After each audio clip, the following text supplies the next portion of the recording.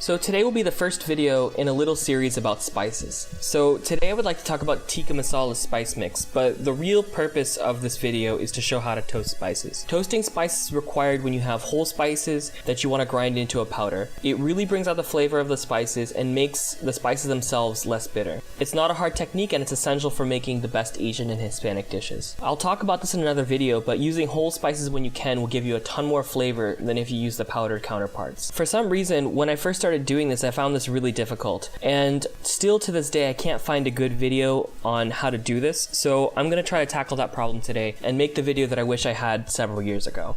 So let's get started. The first thing we want to do is gather our whole spices. First off, we have a tablespoon of caraway seeds, then a tablespoon of peppercorns, next half a tablespoon of fennel, then half a tablespoon of fenugreek. This is optional if you can't find it, about 10 cloves, and a tablespoon of coriander seeds. We're going to roast these spices on our stove on medium-low heat. But more importantly, we want uniform heat over our pan. For that reason, we have put our pan onto the burner and let it sit for about 5 minutes. While the pan comes up to temperature, it's a good time to gather all of our powdered ingredients. Now you might ask, well, why are we using powdered ingredients? I thought you just said the whole spices were better. Well, for some spices, they don't easily come in their whole version, such as tumeric and paprika. Cumin does, I just didn't have it on hand for this video, sorry. So for our powdered spices, we have 2 teaspoons of paprika, 1 teaspoon of cumin, 1 teaspoon of turmeric. We can set these guys to the side and focus on our toasting spices. Once our pan is heated up, we can pour our first bowl of the whole spices, not the powders, into the pan, along with a cinnamon stick. We want to let the spices settle onto the pan for a few seconds, then give them a toss. Then let them sit for a bit, then give them a toss. And we will keep doing this. Normally this is done at a higher temperature, but it's easy to mess this up and overheat the spices. This will make them taste awful and then you have to start over. So slow and steady, we will continue doing this until the spices become toasted. You will know because the coriander seeds will start turning a light brown and the whole pan will become very fragrant. It will vary from stove to stove, but it'll take about 5 minutes. If you cook this on a lower heat setting,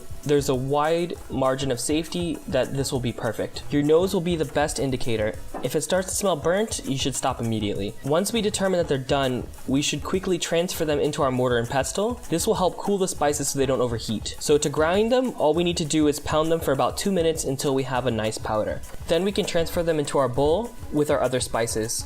Once mixed, we're done. So we can use this for our tikka masala or anywhere we kind of want a semi-Indian flavor. But the homemade version will taste really great. You'll really enjoy this. So if you enjoyed the video, be sure to let me know, or by giving me a thumbs up, or also by subscribing. So I'll try to post more spice-related videos in the upcoming weeks, so keep an eye out.